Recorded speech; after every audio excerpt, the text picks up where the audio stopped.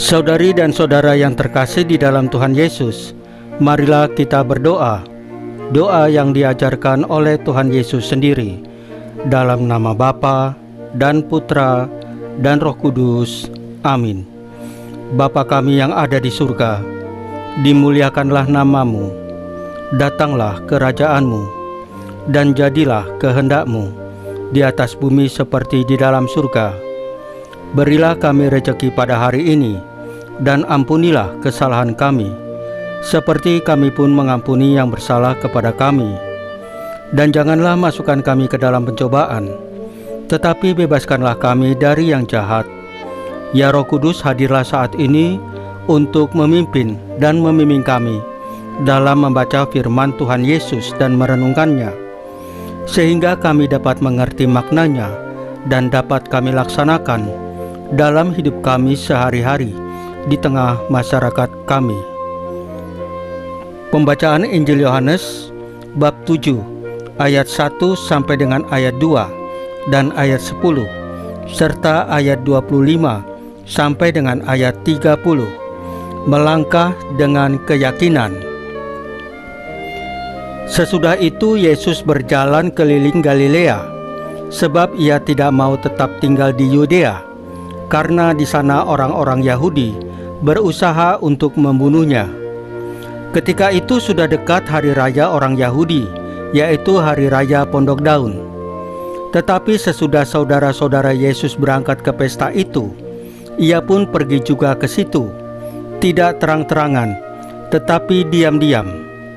Beberapa orang Yerusalem berkata, "Bukankah dia ini yang mereka mau bunuh? Dan lihatlah, ia berbicara dengan leluasa, dan mereka tidak mengatakan apa-apa kepadanya.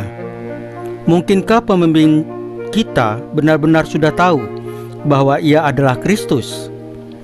Tetapi tentang orang ini kita tahu dari mana asalnya. Tetapi bila mana Kristus datang, tidak ada seorang pun yang tahu dari mana asalnya." Waktu Yesus mengajar di Bait Allah, ia berseru, "Memang, aku kamu kenal dan kamu tahu dari mana asalku. Namun aku datang bukan atas kehendakku sendiri, tetapi aku diutus oleh Dia yang benar, yang tidak kamu kenal. Aku kenal Dia, sebab aku datang dari Dia, dan Dialah yang mengutus aku." Mereka berusaha menangkap Dia, tetapi tidak ada seorang pun yang menyentuh Dia, sebab saatnya belum tiba. Demikianlah sabda Tuhan. Terpujilah Kristus. Saudari dan saudara yang terkasih di dalam Tuhan Yesus, dalam hidup ini kita dihadapkan pada dua pilihan yang sangat penting, yaitu memilih jalan kebijaksanaan atau mengikuti keinginan duniawi yang sementara. Seperti yang digambarkan dalam kitab Kebijaksanaan 2, banyak orang cenderung mengejar kenikmatan sesaat, memusatkan perhatian pada kesenangan yang dapat mereka rasakan saat ini, tanpa mempertimbangkan nilai-nilai abadi yang Allah Bapa tawarkan. Hidup seringkali dipandang sebagai sesuatu yang terbatas hanya pada pengalaman duniawi, padahal ada dimensi yang lebih besar dan kekal yang hanya bisa ditemukan dalam kebijaksanaan Kristus. Dalam Mazmur 34 ini, kita diperingatkan bahwa Allah Bapa selalu mendekat kepada kita, terutama dalam saat-saat kesulitan dan keputusasaan. Ketika kita berseru dengan hati yang tulus, Allah Bapa mendengar dan memberikan perlindungan serta penghiburan dan jalan keluar yang kita butuhkan.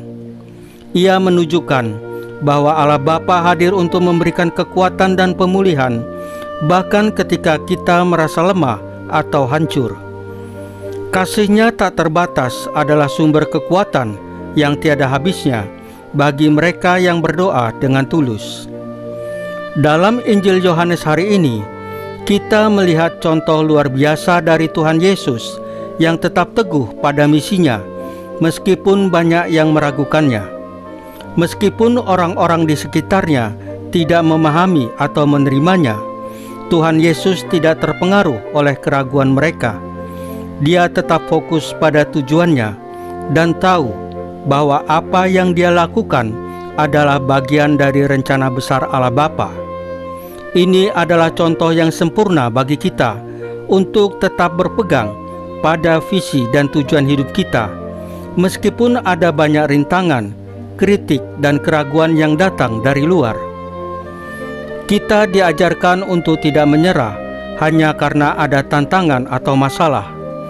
Kadang-kadang kita akan menghadapi keraguan dari orang lain, bahkan dari orang yang paling dekat dengan kita. Namun kita harus terus maju dengan keberanian dan keyakinan, karena keberhasilan sejati tidak datang dari menghindari rintangan, tetapi dari kemampuan untuk bertahan dan tetap fokus pada tujuan yang lebih besar.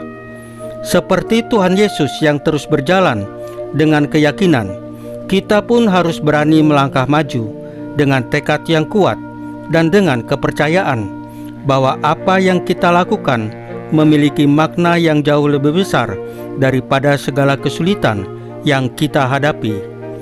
Saudari dan saudara yang terkasih di dalam Tuhan Yesus, marilah kita berdoa. Ya Tuhan Yesus, kami memohon agar Engkau memberi kami kebijaksanaan untuk memilih jalan-Mu dalam hidup ini. Ajari kami untuk tidak terjebak dalam kenikmatan duniawi yang sementara, tetapi untuk senantiasa mengutamakan nilai-nilai abadi yang Engkau tawarkan. Di tengah kesulitan dan tantangan, kami percaya bahwa Engkau selalu mendekat kepada kami. Berikanlah perlindungan dan penghiburan bagi setiap hati yang hancur, dan kuatkan kami dalam menghadapi setiap rintangan. Salam Maria, penuh rahmat, Tuhan sertamu. Terpujilah engkau di antara wanita, dan terpujilah buah tubuhmu Yesus. Santa Maria Bunda Allah, doakanlah kami yang berdosa ini, sekarang dan waktu kami mati. Ya Tuhan Yesus, tambahkanlah iman kami hanya kepadamu saja, karena hanya Engkaulah Tuhan dan Juru Selamat kami satu-satunya. Tidak ada yang lain. Dalam nama Bapa dan Putra dan Roh Kudus. Amin.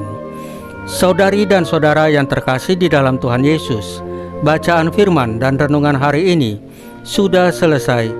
Tuhan Yesus memberkati kita semua.